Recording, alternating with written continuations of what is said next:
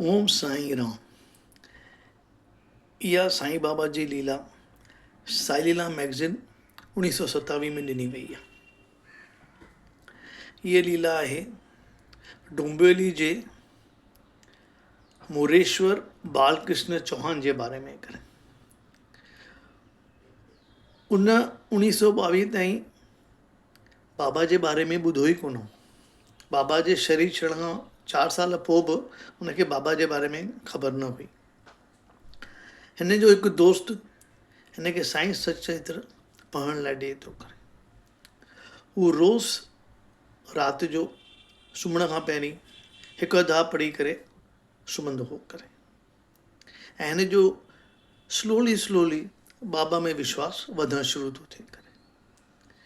हिकु ॾींहुं जीअं ई सुम्हे थो साईं सचरित्र पढ़ी करे, हिनखे राति जो लॻे थो केरु मूंखे बिस्तरे ते धिको थो ॾिए, हिकु पासे खां ॿिए पासे फेरे थो छॾे।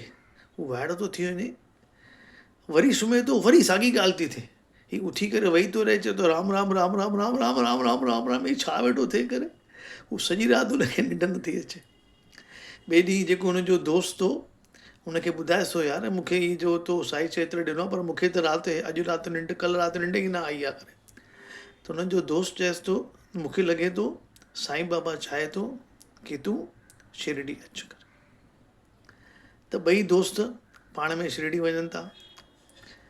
हाणे हिन जे जेको चौहान हो हुनजे मन में इहो हो कि बाबा त हाणे देहदाय आहिनि ई कोन, शिरडी में हाणे अहिड़ो छा हूंदो जो इहो मूंखे वठी थो वञे। हुनजे मन में इहे उबता सुबता सुवाल अचनि पिया करे। त बाबा उनखे ख़्यालु अचे थो, बाबा जॾहिं शिरडी में हूंदा हुआ तॾहिं सभिनी खां दक्षिणा घुरंदा हुआ। केरु घटि ॾींदो हो त हुन खां वधाए करे ॾींदा हुआ।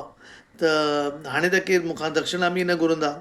तॾहिं बि हिकु अलॻि नोट खीसे में पंहिंजो 10 रुपए जो नोट रखी थो छॾे। ऐं जीअं हू शिरडी पहुचनि था, तॾहिं शिरडी में हुते ईअं ठहियलु हूंदो, नंढा नंढा इहे दुकान हूंदा, ऐं उन्हनि खे उते भई तव्हां रुपयो 2 रुपया ॾेई करे वञी करे सनानु पाणी करे फ्रेश थी करे मंदरु दर्शन करण लाइ वञो। त हुते हू पंहिंजा कपिड़ा लाहे करे साइड में रखे थो ऐं हिते सनानु पाणी करे थो अचे करे। जीअं ई सनानु करे कपिड़ा पाए थो त ॾिसे थो उहो 10 जो नोट आहे ई कोन। त हिन जेका मन में उहा जेका इच्छा प्रकट कई हुई कि बाबा मूंखां दक्षिणा घुरे, हिन खे उहो वीचार अचे थो कि मुंहिंजी उहा इच्छा जेका आहे साईं बाबा पूरी कई। हिन जो बाबा में सदक वधियो, हिन जो बाबा में विश्वास वधियो करे। ईअं करे हू घरु अचे थो। हिन जूं 2 भेनरूं हुयूं, हिन जी माउ हुई, 4 ॼणा पाण में गॾु रहंदा हुआ। ऐं सभिनी सां हू बाबा जे बारे में ॻाल्हाईंदो हो, जीअं उन्हनि जो बि बाबा में विश्वास वधे करे। उनजी माउ जेका जीअं आहे, उनजो विश्वास ॾाढो बाबा में वधी थो वञे करे। हिन जे घर में हिकिड़ो जेको प्रॉब्लम हो, हिन जूं 2 भेनर शादी लाइक़ु थी हुयूं। माण्हू ईंदा हुआ, छोकिरी ॾिसी वेंदा हुआ, पर काई बि किथे पक न पई थिए करे।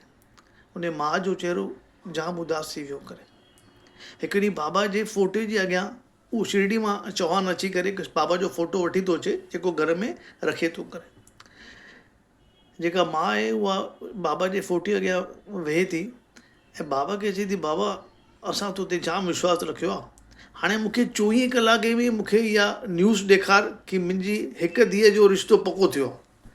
बसि हाणे तूं कीअं बि करे कर, बसि तोखे करिणो ई आहे। अगरि तव्हां सचा भक्त आहियो न त बाबा खे ॿुधणो पवंदो करे, असांखे सचो थियणो आहे करे। ऐं हिनखे राति जो चौहान जी माउ खे राति जो सुपिने में अचे थो कि उहा किचन में वेठी आहे, पंहिंजे उन पुट खे साम्हूं विहारे करे मानी खाराए वेठी, ऐं सुबुह जा 9 थिया आहिनि ऐं डाकियो काई टपाल खणी थो अचे करे। हीउ सुबुह जो उथी करे इहो सुपिनो पंहिंजे पुट खे ॿुधाए थी। जीअं ई 9 थियनि था, जीअं ई हू रोज़ जो जेको हुननि जो आहे, इहे फुल्का पचाए थी, भाॼी ऐं फुल्को हुनखे पंहिंजे पुट खे ॾिए थी, हू मानी खाइणु शुरू थो करे।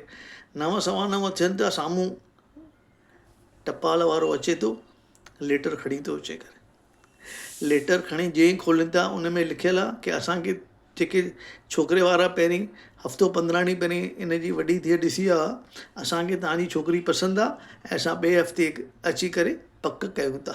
चओ ओम साईं राम, ओम साईं राम, ओम साईं।